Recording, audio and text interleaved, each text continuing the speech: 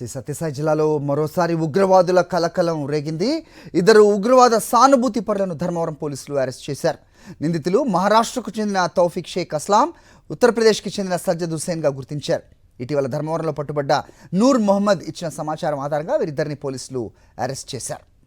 ఇదే అంశంపై అప్డేట్స్ మా కరెస్పాండెంట్ శివారెడ్డి నుండి తెలుసుకుందాం. శివారెడ్డి, చెప్పండి, ఇదే జిల్లాలో మరోసారి ఉగ్రవాద తాలూకు లింక్స్ దొరకటం నిజంగా విచారకరం. ఏం చెప్తున్నారు పోలీసులు? ఏంటి మీదకి ఇన్పుట్స్? హరి, ఉగ్ర లింకులపై సత్యసాయి జిల్లా పోలీసులు విచారణ వేగవంతం చేశారని చెప్పాలి. మరో ఇద్దరు ఉగ్రవాదుల సానుభూతి పరులను అరెస్ట్ చేశారు.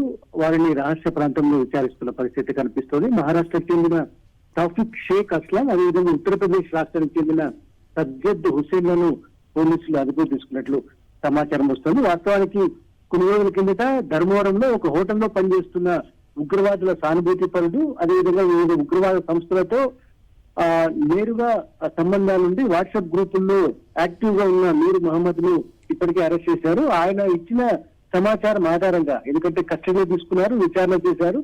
ఆయన ఇచ్చిన సమాచారం ఆధారంగా మహారాష్ట్ర, అదేవిధంగా ఉత్తరప్రదేశ్ రాష్ట్రాలకు ప్రత్యేక బృందాలు వెళ్ళాయి.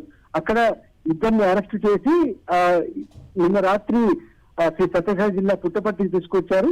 వారిని రహస్యంగా విచారిస్తున్న పరిస్థితి కనిపిస్తుంది. ఏ ఉగ్రవాద సంస్థలతో సంబంధాల్లో, అదేవిధంగా వారికి సంబంధించి యాక్టివిటీస్ అంటే రహస్య కార్యకలాపాలు ఏ విధంగా ఉన్నాయని దానిపైన పూర్తి స్థాయిలో క్షుణ్ణంగా విచారిస్తున్న పరిస్థితి కనిపిస్తోంది. అయితే పోలీసులు మాత్రం ఈ వివరాలన్నింటినీ రహస్యంగా ఉంచుతూ ఉన్నారు. ఎందుకంటే ఒకవైపున కేంద్ర నిఘా సంస్థలతోనూ, అదేవిధంగా ఎన్ఐతోనూ వీరి వివరాలను పంపుతున్నట్లుగా సమాచారం అందుతోంది. హరి.